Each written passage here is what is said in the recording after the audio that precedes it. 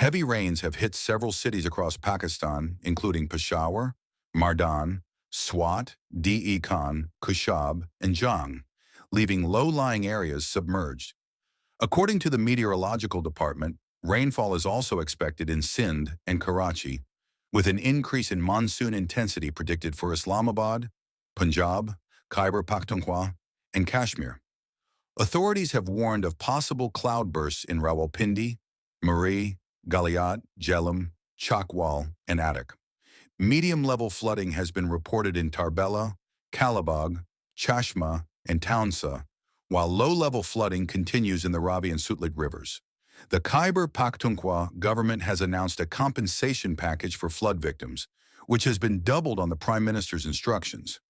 Meanwhile, the Pakistan Army is carrying out relief operations in flood-affected areas of Khyber Pakhtunkhwa and Gilgit-Baltistan, distributing food, milk, and medical aid to those in need.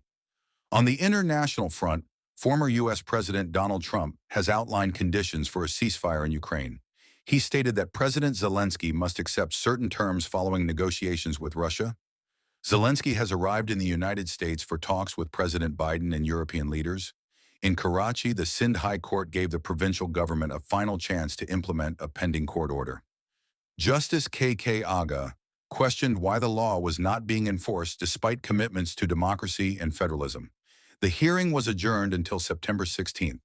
Punjab Chief Minister Maryam Nawaz has announced cooperation with Japan to develop modern urban systems in Punjab, taking inspiration from Yokohama's development model.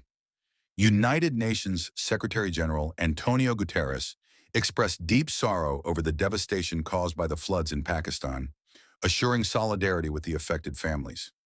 In Karachi, the Natha Khan Bridge was damaged in an accident. Engineers estimate that repairs could take at least 10 days. Relief and repair efforts are underway. Internationally, thousands of Sikhs participated in the Khalistan referendum in Washington, D.C., exercising their right to self-determination. Meanwhile, in Gaza, Israeli strikes have killed dozens of Palestinians, including children. According to the UN World Food Program, 500,000 people are trapped in the region, with urgent calls for an immediate ceasefire. The Israeli army has also forced mass displacements towards southern Gaza, while Yemeni forces attempted a missile strike on Israel, which was reportedly intercepted.